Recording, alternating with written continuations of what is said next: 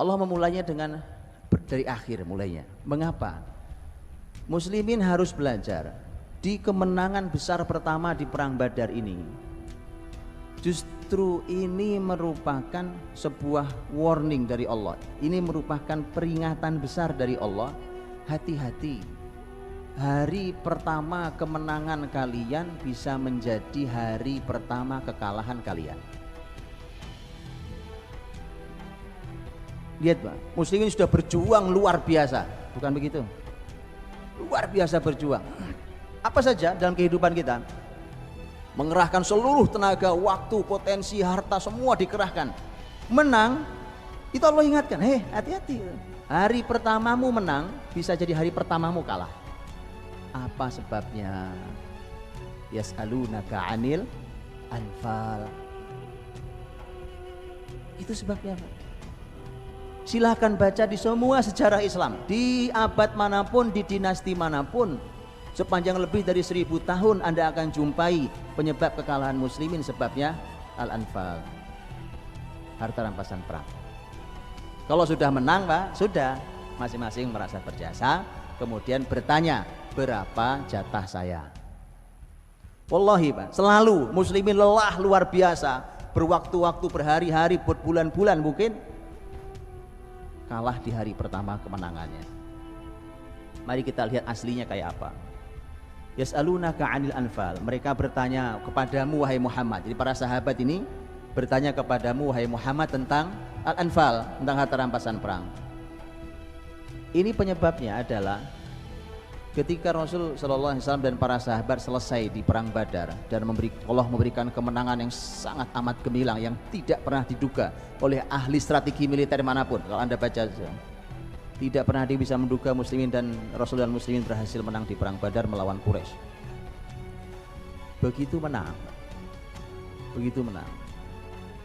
kemudian muslimin bertanya. Muslimin disebutkan dalam sejarah pecah jadi 3 Pak. Itu hari pertama kemenangan Pak, musuh baru saja pergi kabur musuh, baru lari, muslimin pecah jadi 3. Yang satu bilang, saya yang posisinya di depan, paling front, di paling depan menghadapi musuh.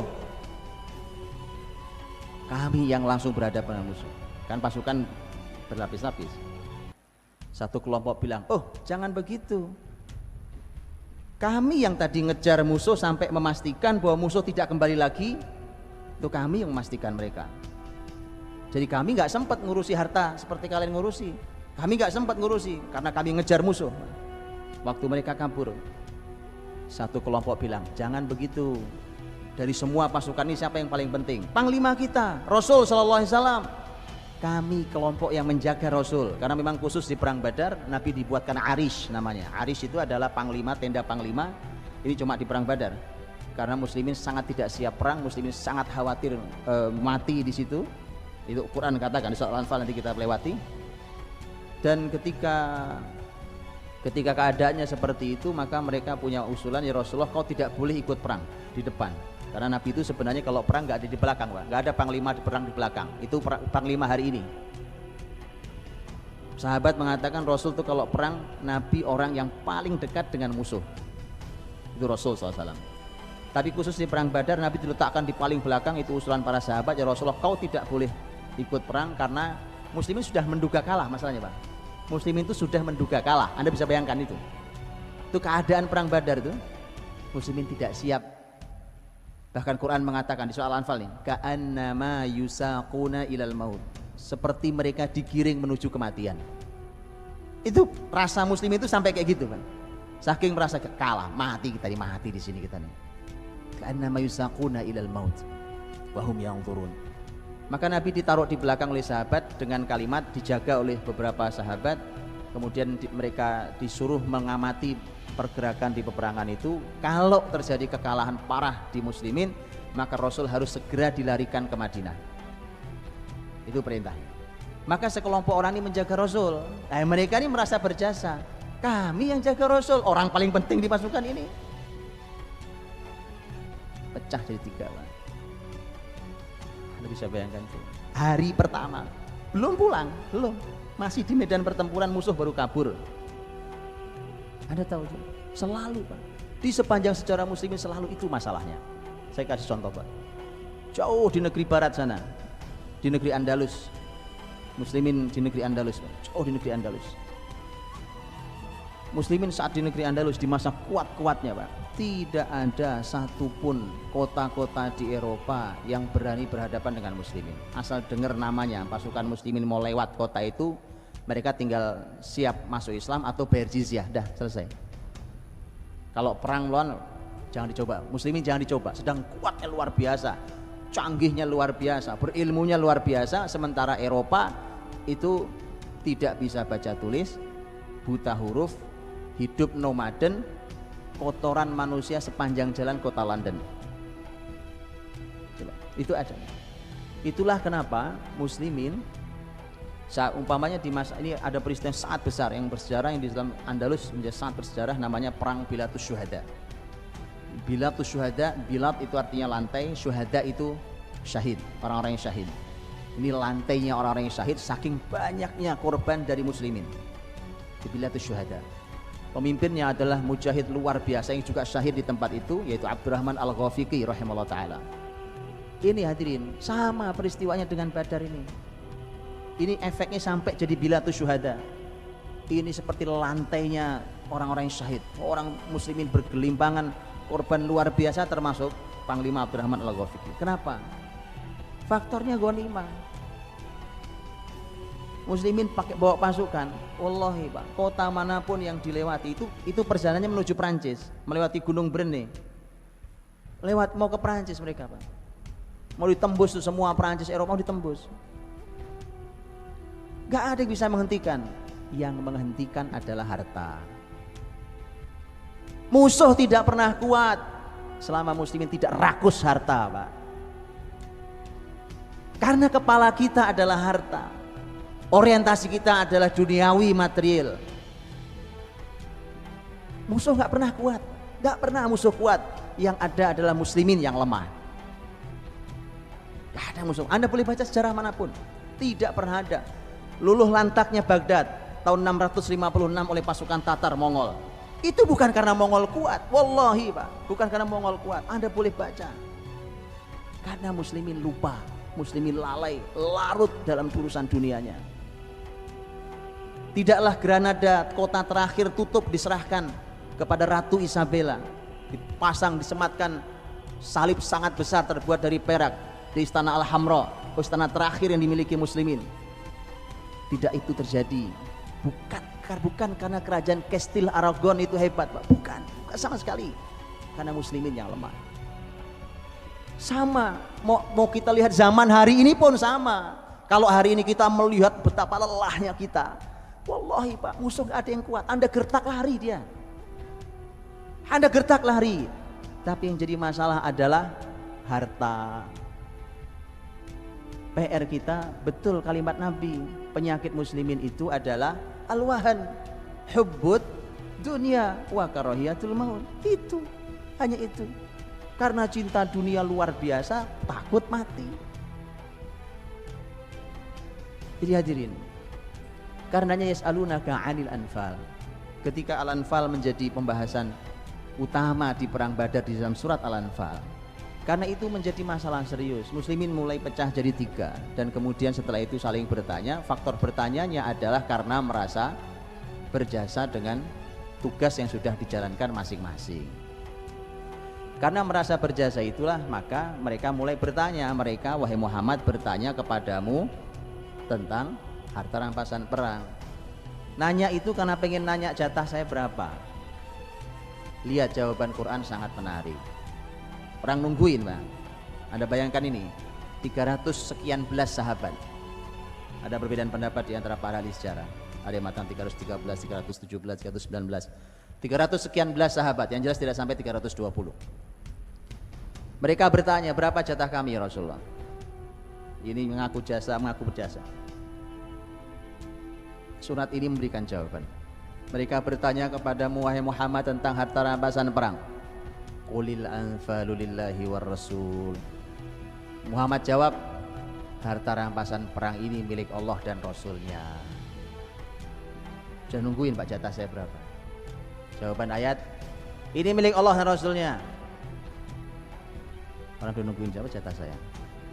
Ternyata milik Allah dan Rasulnya. Mereka sebenarnya tahu, Pak. Para sahabat tahu persis. Kalau milik Allah dan Rasulnya berarti itu maknanya, diantara maknanya adalah ini aturan kita serahkan pada Allah dan Rasulnya, terserah ngaturnya gimana. Saya masih berpeluang dapat. Tungguin, kita tungguin ayat yang keberapa adanya. Jatah kita di keberapa.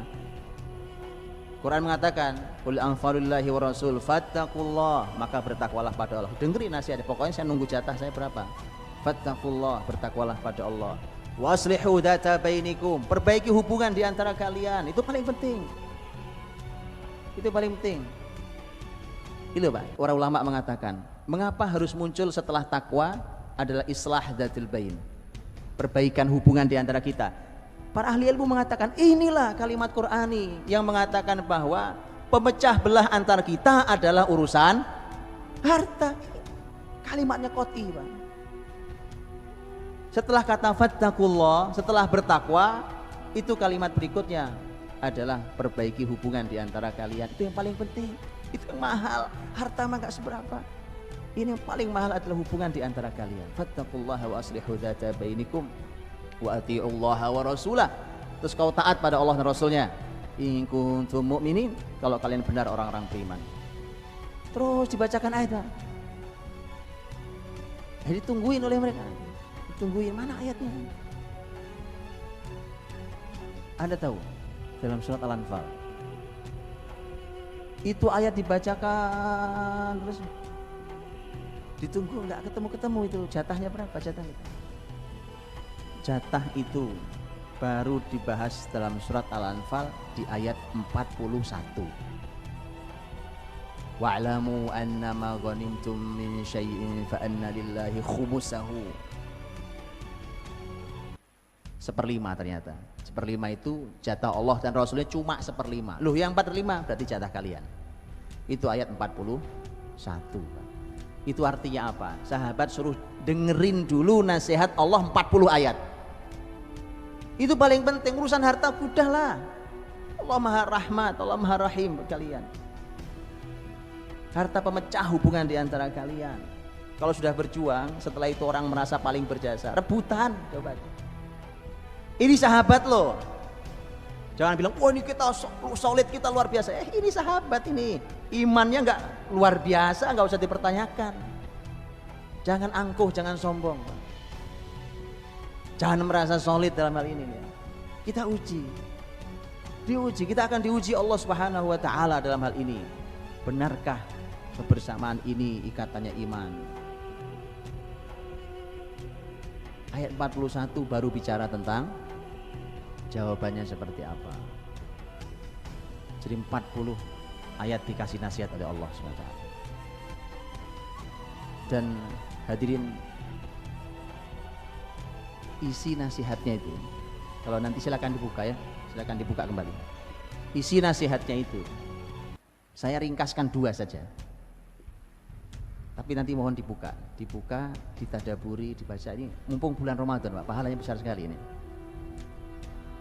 Saya ringkaskan 2. 1, Allah ingin meniadakan usaha muslimin. Kalian yang merasa hebat, kalian yang merasa berusaha, kalian yang memanah, kalian seperti membunuh, yang merasa membunuh musuh, tidak ada. Nggak ada itu. Kalian nggak ngapa-ngapain. Padahal sahabat kan berlelah-lelah, Pak, berkeringat, mereka terluka, ada yang syahid, mereka memanah, mereka mengayunkan pedang. Kata Allah, enggak, kalian nggak ngapa-ngapain. Itu yang ditiadakan, Pak. Kenapa? Sumber masalahnya kalian merasa berjasa, itu masalahnya. Maka Allah, nggak ada jasa kalian, nggak ada. Semua Allah, nggak ada jasa kalian. Maka ayat menggambarkan tentang kalian lo takut waktu mau masuk perang.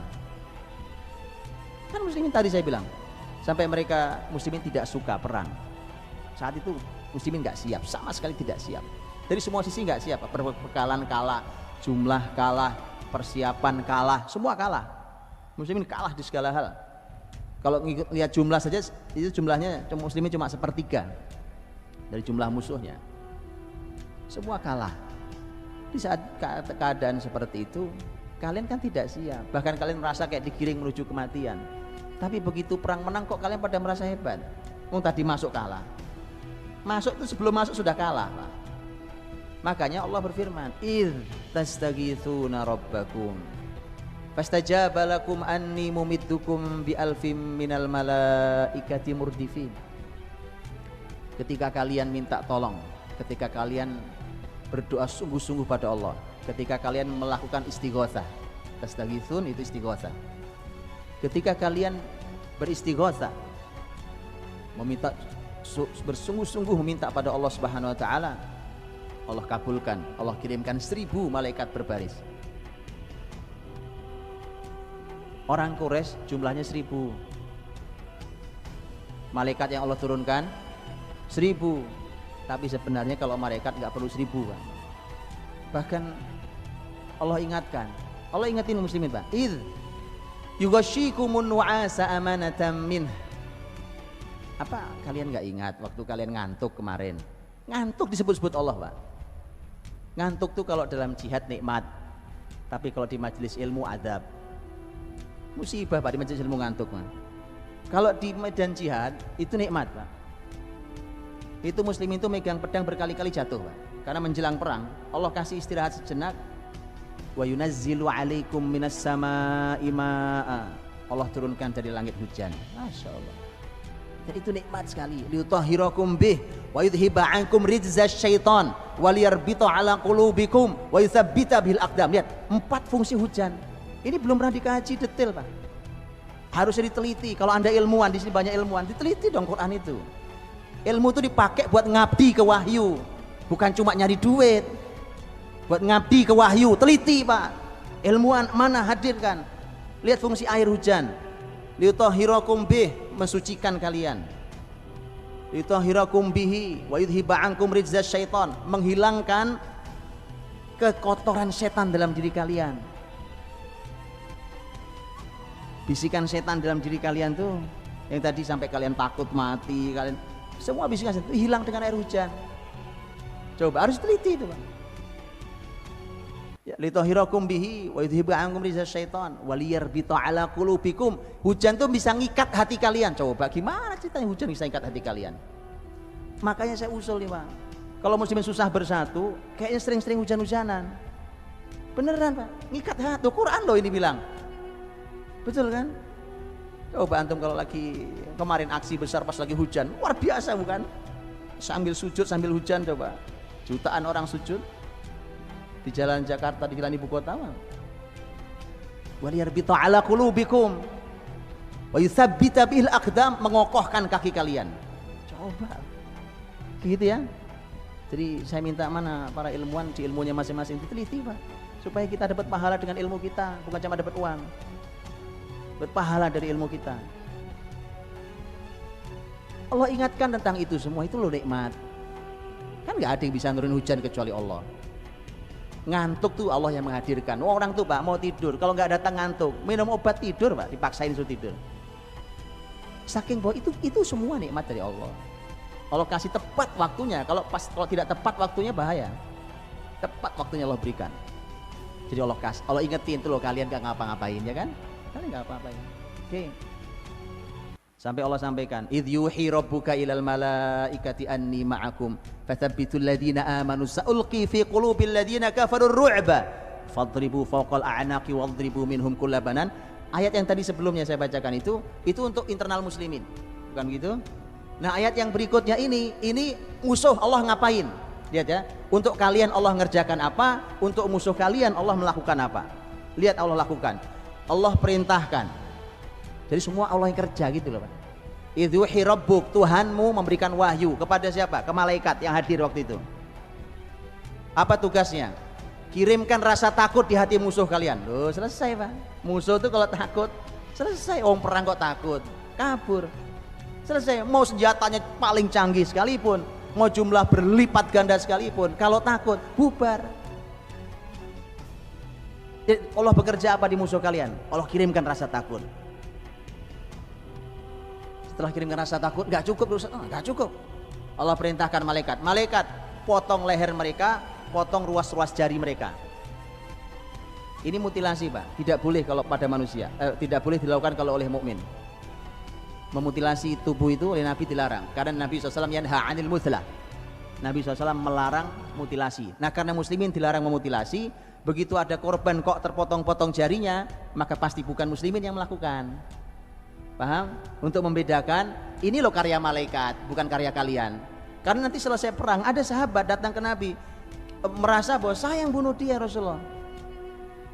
Merasa dia, tapi memang dia juga bingung loh, ini perasaan pedang memang belum nyampe.